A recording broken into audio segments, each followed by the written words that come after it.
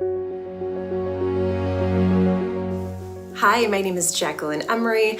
I am a certified life coach as well as a certified health coach. I help my clients with things like happiness and overall well-being, as well as de-stressing and creating more life balance and life satisfaction. So in this video, we are going to talk about such an important topic, and that is habit change. So let's talk about what is so important about habit change. We can't change anything in our life, in any area of our life, without first changing the things that we're doing every single day, which is our habits. I always like to say our life is the sum of our habits. So habits can serve such an important role. So things like driving or putting your clothes on, those are all things that our brain has memorized and we do them on autopilot. So habits can be very, very useful. But on the other side of that, our brain also memorizes bad habits. So we adopt good habits that help us. It's our brain trying to help us, but we can also adopt bad habits. So in this video, I want to take you through 3 steps to change a habit. Okay, so step number 1, noticing.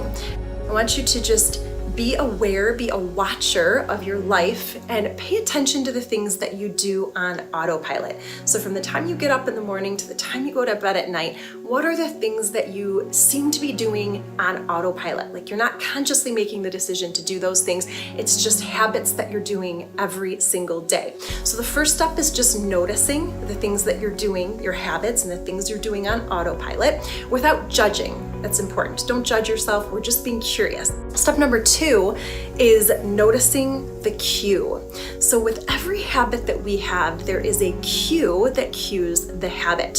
So for instance, sometimes people, maybe they drink when they get home. So they get home from work and they go to the fridge and they grab a beer and they don't want to be drinking that much. Or maybe they go to get into their car on the way home and they light up a cigarette and they're trying to quit smoking. So there's always a cue. So the cue is I get into my car, I light a cigarette. The cue is I get home from work, I go to the fridge and I grab a drink. So I want you to notice the cue that cues that behavior, that cues that automatic response that your brain kicks in and says, you know, this is what we're going to do on autopilot.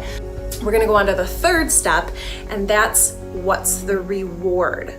What's the feeling that we're going for? So everything that we do in life is for a feeling, whether we realize it or not, we're looking for a feeling. So when that person comes home from work and the cue is they grab the alcoholic beverage, what is the feeling that they're going for?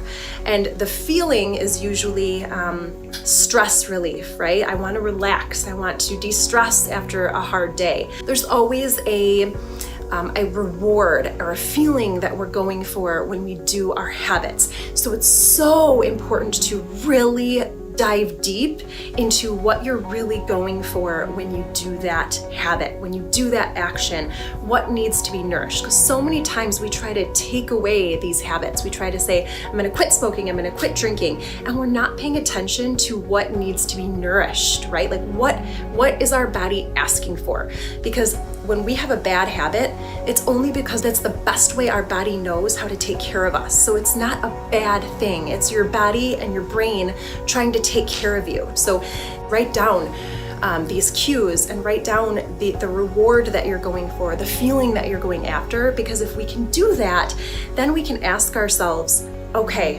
what are other ways that I can get that reward that doesn't have a negative consequence? What's another way that I can de-stress? You know, what's another way to meet that need that doesn't have that negative effect on the end? Something that's good for us that we can get that same feeling from.